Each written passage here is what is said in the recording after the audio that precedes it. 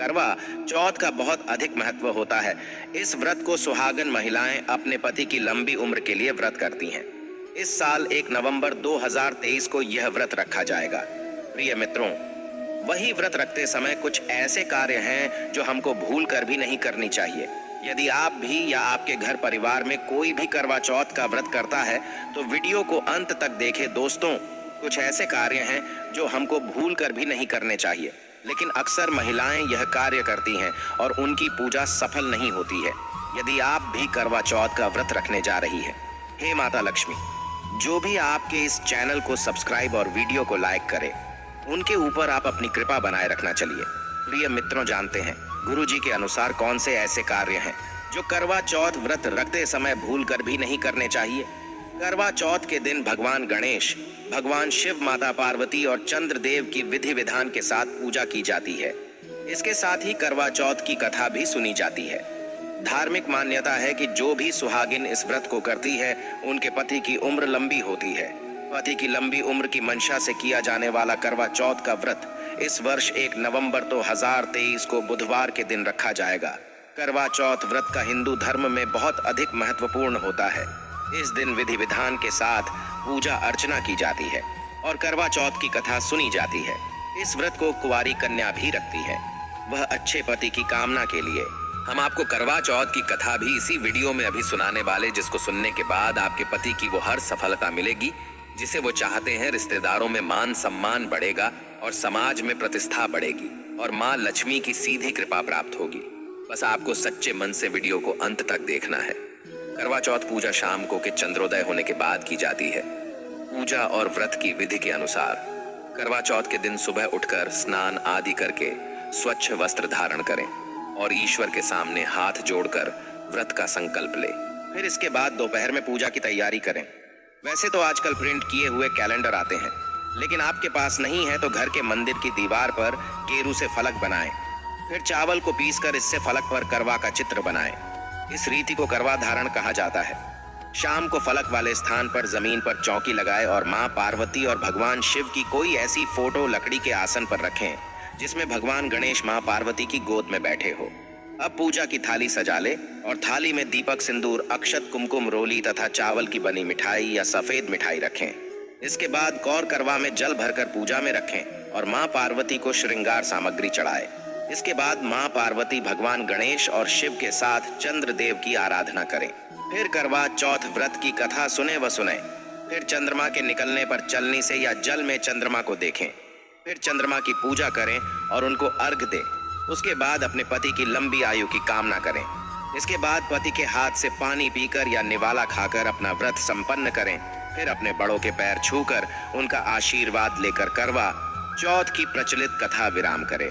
मित्रों, आइए अब कथा को सुनते हैं। यह कथा वीरावती और उसके 7 भाइयों की है, जो इस प्रकार है। प्राचीन काल में इंद्रप्रस्थ में वेद शर्मा नामक एक विद्वान ब्राह्मण रहता था। उसकी पत्नी लीलावती से उसके 7 पुत्र और वीरावती नाम की एक पुत्री थी। वीरावती के युवा होने पर उसका विवाह विधि विधान के साथ कर दिया गया। जब कार्तिक कृष्ण चतुर्थी आई तो वीरावती ने अपनी भाभियों के साथ बड़े प्रेम से करवा चौथ का व्रत शुरू किया, लेकिन किसी कारणवश से वह चंद्रोदय के पूर्व ही बेहोश होकर गिर पड़ी। वीरावती के 7 भाई व्याकुल हो गए और इसका उपाय खोजने लगे। उन्होंने अपनी लाडली बहन के लिए पेड़ के पीछे से जलती हुई मसाल का उजाला दिखाकर और बहन को होश में लाकर चंद्रोदय होने की सूचना दी, तो उसने विधिपूर्वक पूजन और अर्जी देकर भोजन कर लिया। ऐसा करने से उसके पति की अकाल मृत्यु हो गई। अपने पति की मृत्यु से वीरवती व्याकुल हो उठी और उसने अन्य जल का त्याग कर दिया। उसी रात को इंद्राणी पृथ्वी पर आई और ब्राह्मण पुत्री ने उनसे अपने अन्य जल त्याग करने के बारे और पति की अकाल मृत्यु के बारे में बताया। तत्पश्चात इंद्राणी ने बताया कि तुमने करवा चौथ के व्रत का संकल्प लेकर व्रत को खंडित किया। बिना चंद्रदेव की पूजा के तुमने अन्न ग्रहण कर लिया, इसीलिए तुम्हारे दोष के कारण ही तुम्हारा पति मर गया। अब उसे पुनर्जीवित करने के लिए विधि विधान से व्रत करो। मैं उस मृत को तुम्हारे पुण्य प्रभाव से तुम्हारे पति को जीवित करूंगी। वीरवती ने पुनः करवा चौथ का व्रत पूर्ण विधि के अनुसार किया तो इंद्राणी ने अपनी प्रतिज्ञा के अनुसार प्रसन्न होकर चुल्लू भर पानी हाथ में लेकर उसके पति के मृत शरीर पर छिड़क दिया। ऐसा करते ही उसका पति जीवित हो उठा और घर आ गया। इसके बाद वीरवती अपने पति के साथ वैवाहिक सुख भोगने लगी और पति की दीर्घायु का लाभ मिला। प्रिय मित्रों, आज जानते हैं करवा चौथ के दिन किस समय सुहागिन महिलाओं को स्नान कर लेना चाहिए। करवा चौथ के दिन स्नान करने का सही समय। करवा चौथ भावनाओं का त्योहार है। करवा चौथ समर्पण का त्योहार है। सुहागिन महिलाओं को इस दिन प्राप्त काल उठकर ब्रह्म मुहूर्त में स्नान कर लेना चाहिए। ब्रह्म मुहूर्त में स्नान करना सबसे सर्वश्रेष्ठ माना जाता है। उसके बाद स्वच्छ वस्त्र धारण करें। ऐसा करने के बाद सुहागिन महिलाओं को अपने पति की देख आयु की कामना करते हुए करवा चौथ के व्रत का संकल्प लेना चाहिए।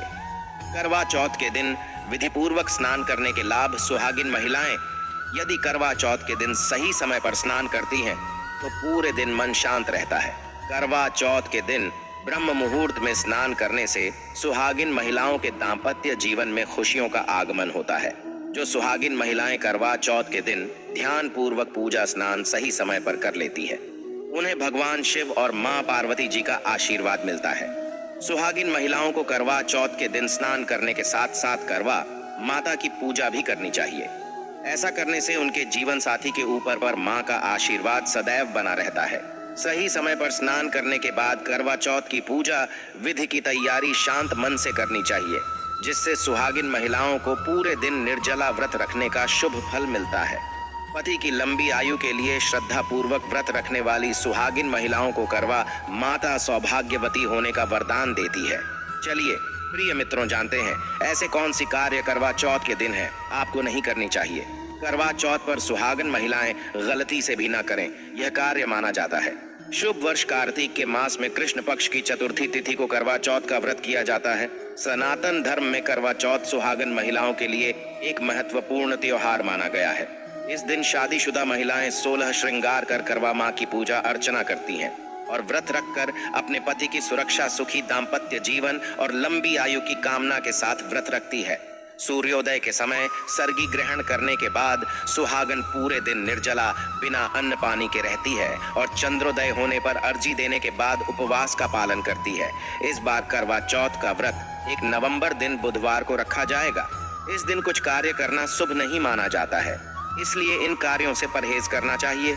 करवा चौथ पर न पहने इस रंग के कपड़े। काले रंग के कपड़े पहनना कुछ लोगों को काफी पसंद होता है, लेकिन पूजा पाठ और शुभ कार्य में काले रंग को वर्जित माना गया है, इसलिए यह बात करवा चौथ के दिन भी ध्यान रखनी चाहिए। सुहागानों को इस दिन काले रंग के कपड़े नहीं पहनना चाहिए। इसके अलावा सफेद रंग के कपड़े भी भूल कर न पहने। सुबह देर तक न सोए।